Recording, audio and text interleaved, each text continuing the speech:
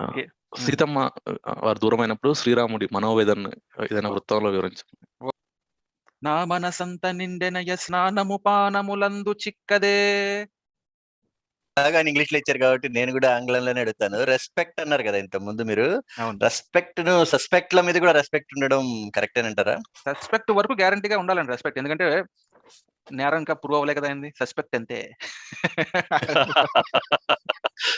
బాగుంది బాగుంది. అంటే నా మనసంత నిండెనయ స్నానము పానములందు చిక్కదేమో మరి దర్భనో శిలను యూగిసలాడుచునుంటి. ఆయన దర్భనో శిలనో అంటే ఏంటంటే మాధవి ప్రేమ చరిత్ర అనేది ఒక కావ్యం కింద తీసుకుంటే అందులో వెతలు అనే పేరును చూపించే ఒక పుట అంట ఇది.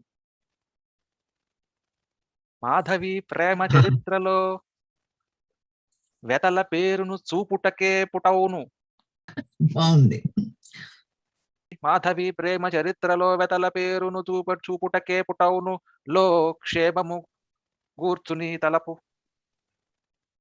లో క్షేమము గూర్చుని తలపు సీతయ్య లేదనుటన్ పసన్ గొనున్ అన్నా పర్లేదు.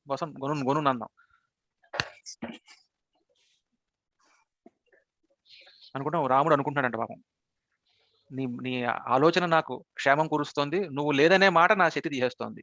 పసన్ గొనున్ అంటే ఇంకా బాగుంటుంది. శక్తి తీసేయడం వల్ల నేను ఎక్కడ మనసు నిలబడలేకున్నాను.